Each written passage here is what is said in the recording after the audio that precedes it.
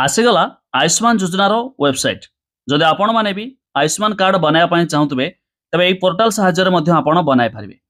केमिति आमे वीडियो रे जानिबा एकथा जानिथिबे हम पूर्वतन सरकार थिबा बळे बीएसकेवाई कार्ड चालू करथिले किंतु एबे नुवा सरकार आसीबा परे ए बीएसकेवाई कार्ड को बंद कर दैछन्ती। एबे राज्य रे लागू होई जिवो आयुष्मान कार्ड जा जरिया रे आपण को 5 लाख पर्यंत मुफ्त इलाज मध्ये मिलिबो। तो वीडियो रे आमे जानिबा वेबसाइट विषय रे केमिति मध्ये आपण को खुली पारिबे। ता पूर्वरो वीडियो को लाइक करंतु सब्सक्राइब करना थिले एबे सब्सक्राइब करी पाखर थिबा घंटी चिन्ह को दबाई दियंतु।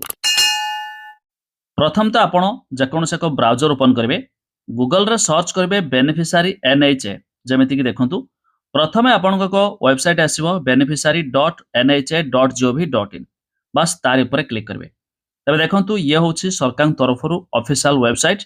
तबे पूर्वरु एथिरे अप्लाई करिया परे माने आवेदन पई आसीबा परे हमरो ओडिसा देखौ नथिला बा ओडिसा पई यह लागू हेइ नथिला किंतु एबे जतेबेला आपण आवेदन पई आसीबे स्टेट ओडिसा सिलेक्ट करिया परे ता मध्य हेइ जाउची जा पूर्वरु हेउ नथिला।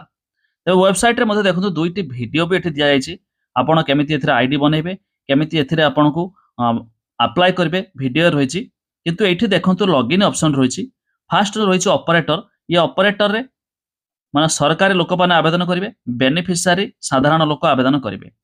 फास्ट वाला आपण बेनिफिशियरी क्लिक करिवे एठी जो कैप्चा आछि कैप्चा को फिल अप करिवे निजर मोबाइल नंबर देबे साइट रे जो वेरीफाई देखुचंती वेरीफाई रे क्लिक करिवे आपण को ओटीपी आसिया परे ओटीपी सबमिट देकी वन टाइम एथरे आपण को लॉगिन कर देबे।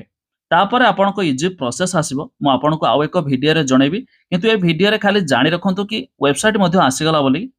तापर आपण को आधार नंबर देबे आपण को मेंबर देखे दबो आधार नंबर रे जहा नाम थिबो तापर आपण को केवाईसी बाबद को आधार नंबर जो ओटीपी थिबो माने मोबाइल नंबर जो लिंक थिबो आधार नंबर ओटीपी आसी जिवो।